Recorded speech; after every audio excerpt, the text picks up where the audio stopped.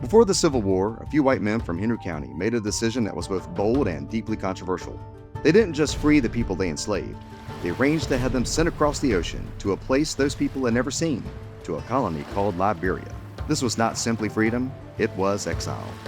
This is Andy Doss, and it's great to have you along for this latest episode of History in Sight.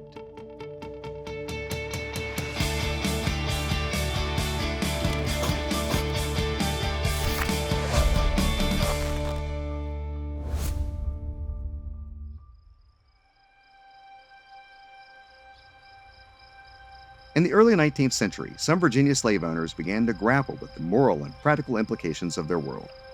They were torn between their economic dependence on enslaved labor and a growing unease about the future of the institution. While most wrestled with this conflict in private, a few like Robert Hairston took decisive action that sent ripples through the community.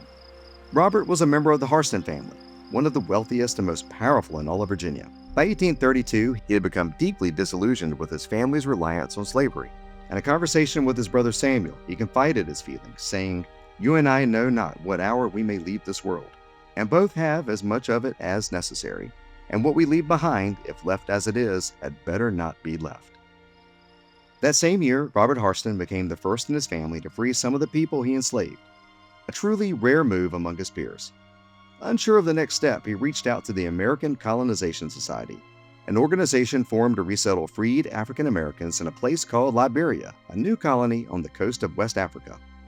And with that decision, Robert Hairston set a precedent among his family from Henry County, creating the first crack in a centuries-old foundation. The story of William F. Mills provides one of the clearest and most interesting examples of this local trend of emancipation through colonization. In 1853, Mills drafted a last will and testament that did more than simply grant freedom to the people he enslaved. He made it clear that they were to be sent to Liberia and that money from his estate was to be set aside to cover the cost of their journey. In fact, this provision was so important to him that it appears near the very beginning of his will. "At my death, I emancipate and forever set free all my slaves, and desire my executors to conduct them to Liberia and Africa at the first opportunity." The will didn't pass quietly through the courts. It was contested by members of Mills' family, and for a time it looked like it might be overturned. But after testimony was heard, the court upheld it. And in 1854, those he had freed boarded the Banshee, a ship bound for Liberia. Their names appear in the ship's manifest and are now recorded in the pages of the African Repository. Nancy Mills, James, John Quincy, Cynthia, Sally, Greenville, and Nathaniel. But not every story ended with a successful departure. In some cases, the system pushed back, proving that the road to Liberia was far from guaranteed.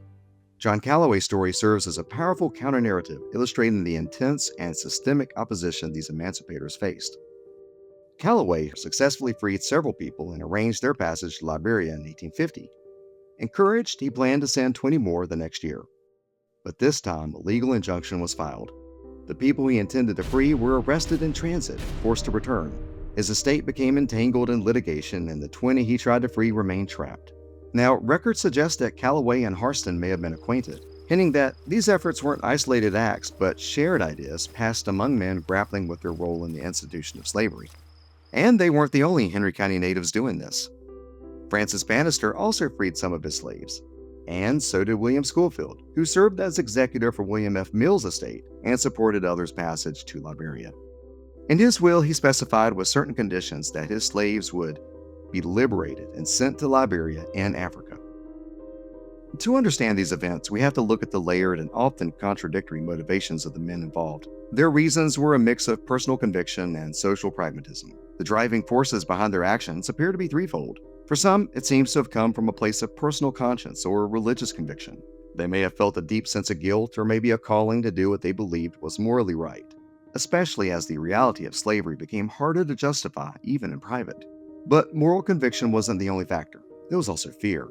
A fear that tensions around slavery were rising and that the growing number of free black people in the South might upend a society built on strict racial order. Events like Nat Turner's revolt had shaken the white population to their core. Colonization seemed like an escape valve for that fear, a way to avoid social upheaval while still taking a step away from slavery. And there was something else, something baked into the law itself. In Virginia at the time, it was nearly impossible for a person who had been freed to remain in the state. The law required freed blacks to leave within a year, or face re-enslavement or imprisonment. So, for many white slave owners, exile to Liberia seemed like the only legal path to emancipation. And here the story becomes a complicated truth. While these slave owners may have seen their actions as a solution, for the emancipated individuals, it was a journey into the unknown. Most had been born in Virginia. They were leaving behind the only home, family, and community they had ever known. And for many, the journey proved fatal. It is said that more than 40% of early immigrants to Liberia died within the first year. Tropical diseases, poor infrastructure, and harsh living conditions greeted them.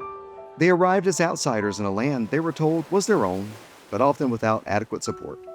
A solution for one group was a leap into hardship, loss, and survival for the other. These stories aren't easy. They ask us to sit with contradiction, to recognize that even well-intentioned acts of emancipation could be deeply flawed and carry the immense weight of displacement. But they also show that here in Henry County, there were people, wealthy, powerful people, who chose to act. No, not perfectly, and not always successfully, but they did act decisively. And so we remember them, people like Hairston, Mills, Calloway, Schoolfield, and Bannister. And we remember those whose names survive in the ledgers, those who undertook the journey, like Nancy, James, Cynthia, Nat Henry, Sally, John Quincy, and so many others. They remind us that history is more than a reflection of the powerful. It is shaped by those who left, those who resisted, and those who never came back home. As always, the History Insight team wishes to thank all of the contributors to help put this history together.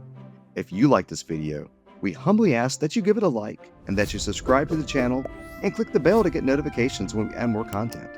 And thanks.